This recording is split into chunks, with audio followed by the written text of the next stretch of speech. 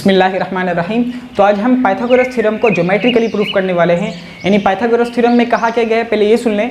उन्होंने कहा है कि किसी भी राइट एंगल ट्रायंगल को ले लें। राइट एंगल ट्रायंगल क्या होता है कि जिसमें बेस और परपेंडिकुलर के दरमियान 90 का एंगल बन जाए। यानी इस तरह मैं अगर कह दूँ आपसे, या आप देख रहे हैं बेस और परपेंडिकुलर, बेस ये है, परपेंडिकुलर ये है। बेस और परपेंडिकुलर के दरमियान जब 90 का एंगल बन जाए, ये आप देख रहे हैं 90 का एंगल है। जब 90 का एंगल बन जाए तो हम कहते हैं कि उस वक्त x प्लस वाई यानी बेस और परपेंडिकुलर ये इक्वल होता है हाइपोटेन्यूज के।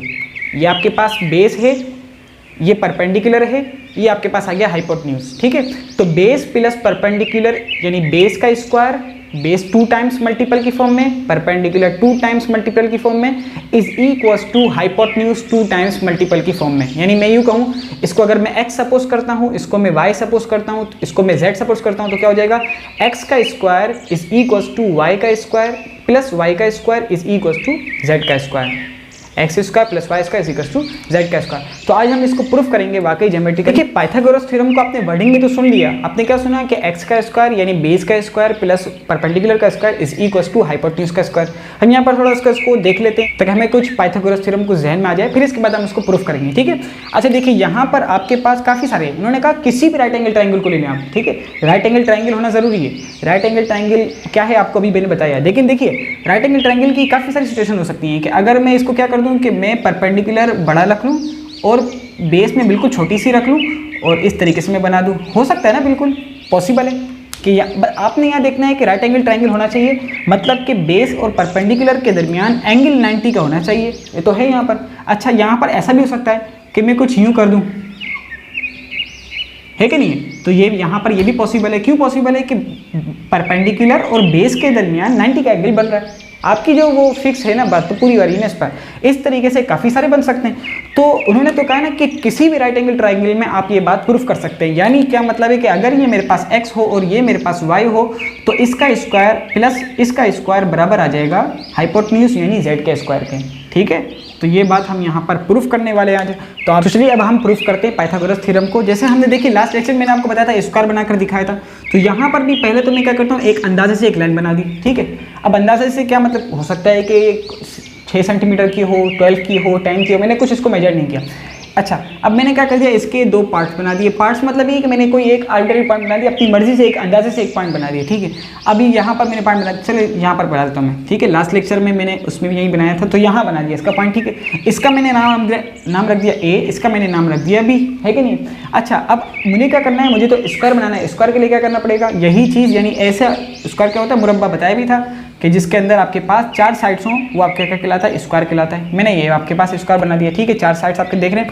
अच्छा ये आपके पास क्या, ये ए है, ये बी है, ये भी अंदाजे से बनाई हुई है, ये लाइन अंदाजे से बनाई है, ये भी अंदाजे से, ये भी अंदाजे से और ये भी अंदाजे से। ठीक है, तो अब जैसे यहाँ पर मैंने पॉइंट बनाए थे, तो यहाँ इन लाइन में भी कुछ 2 पॉइंट्स बना देता हूँ सबके अंदर। तो मैंने कुछ इस तरह से पॉइंट बना देता हूँ, 1।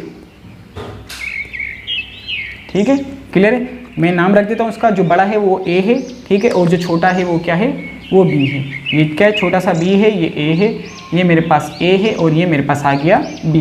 क्लियर है, आसान है। अच्छा देखिए अब वही बात है कि आपने देखा कि मैंने क्या करना है, मैं इसको थोड़ा सा अलग से थोड़ा सा बड़ा कर देता हूँ इसको मैं। ठीक है, अच्छा देखिए आपने क्या सुना था कि आपके पास बेस और परपेंडिकुलर के दरमियान 90 का एंगल होगा तो वो आपका क्या कहलाएगा, राइट एंगल ट्रायंगल। यानी राइट एंगल आपका होना चाहिए, सीधे हाथ से बनाएं, ऐसा नहीं कि आप इस तरह बना दें, ये राइट एंगल नहीं कहलाएगा। राइट एंगल क्या कहलाएगा, इस तरह। ठीक है, आपके सीधे हाथ की तरफ से, ठीक है ना, राइट एंगल। ठीक है ना, तो अच्छा जी अब लेकिन उसके बेस और परपेंडिकुलर के मान क्या होना चाहिए, 90 का एंगल होना चाहिए, तो आपके पास क्या कहलाएगा, एंगल ट्रायंगल कहलाएगा। ठीक है ना, राइट एंगल ट्रायंगल। अच्छा अब बात ये है कि मैं यहाँ पर क्या करता हूँ, इनको मैं अटैच करता हूँ। देखिए यहाँ पर आपके पास कुछ इस तरीके से बन रहा है, थोड़ा सा मेजर नहीं किया हुआ है लेकिन फिर भी सही बनेगा इंशाल्लाह। ठीक है, बन गया आपके पास इस तरह। अब आप ये देख रहे हैं कि ये एक अलग ट्रायंगल बन गया है कि नहीं, ये भी एक अलग ट्रायंगल बन गया, ये भी एक अलग ट्रायंगल बन गया, ये भी एक ट्रायंगल बन गया। अच्छा तो इसके अंदर ये समझ लें, मैं नाम चेंज कर दूं या छोड़े, ठीक है, ए मैंने यहाँ पर रख देता हूँ सी। क्लियर है, बी मैंने यहाँ पर रख दिया नाम सी। ठीक है, इससे कोई फर्क नहीं पड़ता, ए ये मैंने नाम रख दिया सी, बी ये सी। अच्छा ये समझ लें, देखिए आपने क्या सुना था कि अच्छा कभी कभी हमें ये भी कन्फ्यूजन होती है कि परपेंडिकुलर क्या है, हाइपोटेन्यूज क्या है, तो आसान है, या परपेंडिकुलर क्या है, बेस क्या है, तो आसान है। तो बेस और परपेंडिकुलर में 90 का एंगल बन रहा होता है, ठीक है ना, तो उससे ही आप पहचान लगते हैं कि ये परपेंडिकुलर है और ये हाइपोटेन्यूज है, ठीक है ना। अच्छा जी, यहाँ पर आप ये समझ लें कि यहाँ पर आप देख रहे हैं कि 90 का एंगल बन रहा है, नहीं बन रहा, मैं हर जगह पर नहीं दिखाता, यहाँ देख लीजिए 90 बन रहा है, ये भी 90 बन रहा है, ये भी 90 बन रहा है, ये भी 90 बन रहा है। तो ये आपके पास समझ लें, ये बेस हो गया और ये बेस हो गया, ये परपेंडिकुलर हो गया। ये क्या हो गया मैं बता देता हूँ एक जगह पर, ये बेस हो गई और ये आपके पास हो गया परपेंडिकुलर, शॉर्ट में लिख दिया, ठीक है, ये परपेंडिकुलर हो गया। इस तरीके से यहाँ पर ये बेस, ये परपेंडिकुलर, ये बेस, ये परपेंडिकुलर, ये परपेंडिकुलर, ये बेस, क्लियर है, आसान है। तो इसके अपोजिट में क्या बनाया आपके पास, हाइपोटेन्यूज, हाइपोटेन्यूज यहाँ पर हम लिख देते हैं हाइपोटेन्यूज, ठीक है, क्लियर है, हाइपोटेन्यूज हमने बना दिए। अच्छा देखिए, अब हमें यहाँ पर प्रूफ करना है कि क्या ये पाइथागोरस थ्योरम यहाँ पर अप्लाई होता है या नहीं होता। पाइथागोरस थ्योरम में क्या क्या था बताया आपको, x square plus y square equals to z square. तो इसको आप कोई भी नंबर ले सकते 2 3 5 लें या 3 4 5 सॉरी, तो 3 का स्क्वायर मतलब 9, 4 का स्क्वायर प्लस 4 का स्क्वायर करेंगे क्या आएगा 16 इज इक्वल्स टू 5 का square, 9 plus 16 is equals to 25 is equals 25, ठीक है। तो एक ऐसी आपके सामने एग्जाम्पल है, बहुत मशहूर एग्जाम्पल है, हर जगह पर बताई जाती है। तो यहाँ पर हम क्या करते हैं, आपको पता है कि जो स्क्वायर है, स्क्वायर को पहले हमने किसके बराबर लिया था, ए प्लस बी का होल स्क्वायर। अगर ये देखें तो ये a प्लस बी का होल स्क्वायर है ना टोटली, तो a प्लस बी का होल स्क्वायर किसके बराबर होता है, हम इसको लास्ट वीडियो के अंदर प्रूफ कर चुके हैं।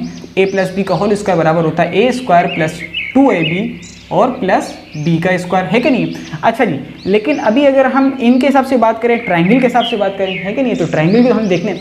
तो यहाँ पर आप देखें कि ट्राइंगल जो इसमें हमने चेक करना है ना, ये जो आपके पास स्क्वायर है ये तो इसके तो बराबर है ही है, ठीक है, लेकिन अभी हम पाइथागोरस थ्योरम को प्रूफ कर रहे हैं तो हम इसको अलग तरीके से देखेंगे इसको, ठीक है।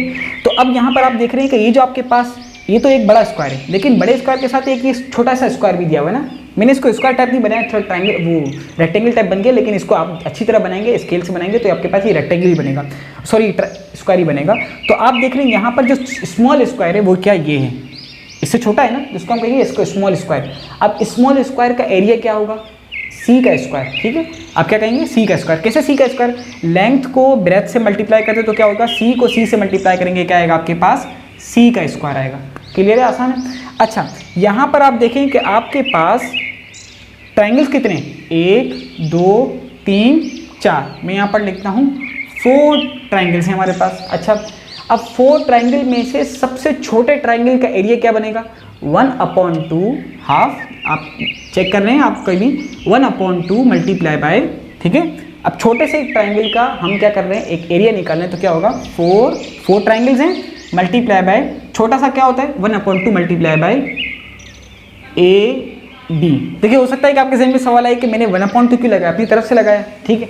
तो यहाँ पर मैं आपको बता देता हूँ, देखिए छोटा सा ट्राइंगल यहाँ पर है तो आपके पास एरिया, तो आप जब भी मैं पूछूंगा तो आप कहेंगे कि भाई ये क्या है, ए का यानी ये समझ लीजिए बी है, ठीक है। तो आप कहेंगे एरिया पूछो तो क्या कहेंगे AB, है कि नहीं, लेकिन छोटा सा क्यों, तो 1/2 करके हम क्या करते हैं, ये फॉर्मूला है, फॉर्मूले के मुताबिक किया गया कि 1/2 मल्टीप्लाई बाय लेंथ यानी base multiply by perpendicular, base multiply by perpendicular, ठीक है। 1/2 को इनसे मल्टीप्लाई कर दिया। अब देखिए यहाँ पर आप क्या होता क्या, 4 और 4 को आप 4 ट्राइंगल्स हैं तो इसलिए मैंने 4 लगाया, 1/2 की स्मॉल ट्राइंगल लगाया मैंने, ठीक है। और area of a small triangle आपके पास आएगा 1/2 multiply by base into perpendicular, ठीक है, आप चेक कर सकते हैं, फॉर्मूला हमारे पास दिया हुआ है।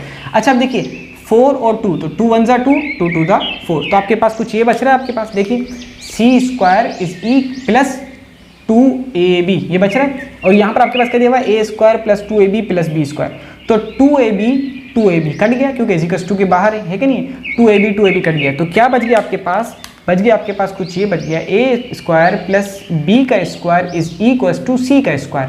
a स्क्वायर आप सपोज कीजिए कि आपके पास क्या है, बेस का square, b square is equals to समझ लीजिए परपेंडिकुलर का स्क्वायर, बराबर आया है c स्क्वायर के मतलब हाइपोटेन्यूज का स्क्वायर। मैं यहाँ लिखता हूँ, ये समझ लें बेस है, ये आपके पास परपेंडिकुलर है, ये आपके पास क्या है हाइपोटेन्यूज, ठीक है, क्लियर है। तो इस तरीके से हम ये पाइथागोरस थ्योरम को प्रूफ करते हैं। अगर इससे रिलेटेड ऐसी कोई क्वेश्चन हो, आपको कोई भी मसला हो, यानी आपको अगर ये वाली बात समझ में नहीं आई तो मैं यहाँ पर आपको स्क्रीनशॉट दे दूंगा कि जिसके जरिए से आप पहचान लेंगे कि भाई वाकई वो फॉर्मूला है, ठीक है। अच्छा, और अगर आपको इससे रिलेटेड कोई सवाल जवाब करने हो, कुछ भी करने हो तो आप कमेंट बॉक्स में पूछ सकते हैं। देखने के लिए बहुत बहुत शुक्रिया, जज़ाकल्लाह खैरा।